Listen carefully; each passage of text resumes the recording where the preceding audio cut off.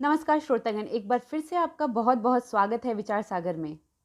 अगर आपको हमारी बनाई हुई वीडियो अच्छी लगती है तो आप हमारी इस वीडियो को लाइक कर सकते हैं। मत भूलिए हमारे चैनल को सब्सक्राइब करना और नोटिफिकेशन बेल पर जरूर क्लिक कर लें, जिससे कि आने वाली सारी वीडियोस को नोटिफिकेशन आपको आसानी से मिल जाए। और हाँ, आप अपने सुझाव हमें कमेंट करके हमारे साथ शेयर कर सकते हैं।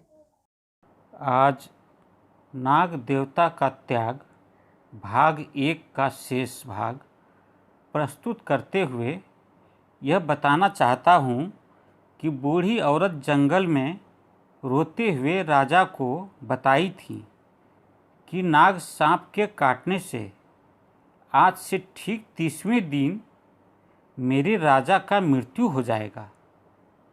इसके बाद का शेष चर्चा आगे प्रारंभ करते हैं। बूढ़ी औरत राजा को पहचानती नहीं थी, इसलिए बूढ़ी ने कहा, बेटा, आप मेरे राजा को मेरा संदेश दे देना। राजा ने कहा, ठीक है माताजी, मैं बता दूंगा। चलिए मैं आपको घर तक छोड़ दूं।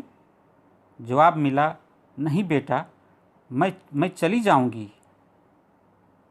अपने मौत की खबर सुनकर ज्योतिषियों को बुलाकर अपना जन्म कुंडली दिखवाया तो मृत्यु का योग था। राजा को मौत का भय सताने लगा, उदास और चिंतित रहने लगा।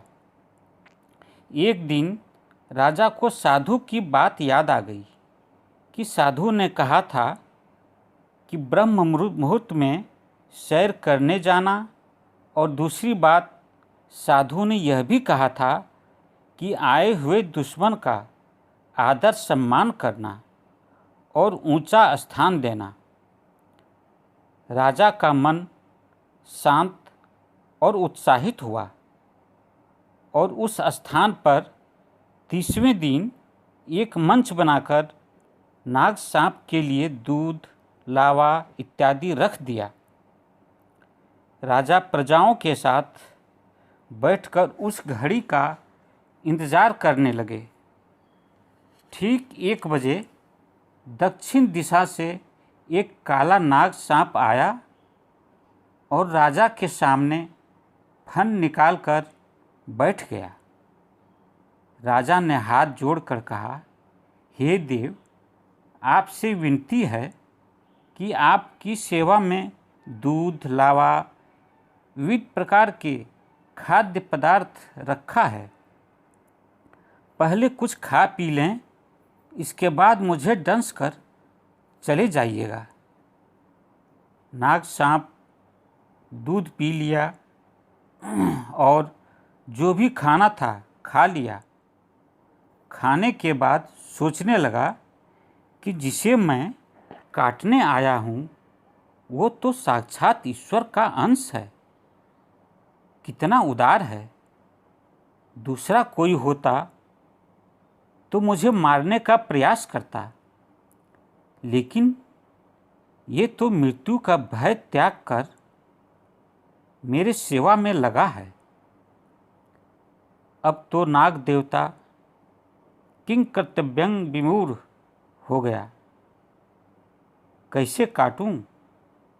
अंत में सांप राजा को डस लिया, लेकिन फिर दोबारा उसी स्थान पर डसकर विषैला खून चूसकर खुद को खत्म कर लिया। राजा को अपना जीवन दान दे दिया। एक दिन अचानक राजा को सुबह बाहर जाना पड़ा।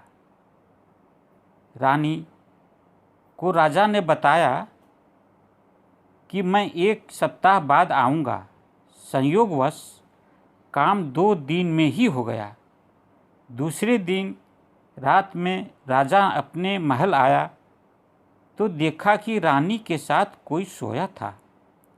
राजा क्रोध में तलवार उठाया कि साधु की बात याद आ गई कि जीवन में क्रोध नहीं करना। तलवार रख दिया और रानी को जगाया तो देखा कि साथ में बेटी सोई थी। आज ही तो ससुराल से आई थी। ईश्वर ने राजा को आज भी संकट से बचा लिए। वो साधु दोबारा तो नहीं आए, लेकिन राजा को सिर्फ 3 बातें ही नहीं बल्कि जीवन का सुरक्षा कवच ही दान करके चले गए थे। अपने भक्त को ईश्वर किस रूप में मदद करते हैं भक्त को नहीं पता होता। वो जिस हाल में रखना चाहें रखें। जैसे माँ बालक की चिंता करे या न करे, बालक को पता नहीं होता, लेकिन माँ तो अपने आप चिंता करती रहती है, क्योंकि बालक तो उनका अपना है। इसी तरह भगवान हमारे हैं और हम भगवान के हैं। आप लोगों से निवेदन है कि आज का कहानी कैसा लगा कमेंट करके हमें अवश्य बताएं। इसके लिए बहुत बहुत धन्यवाद।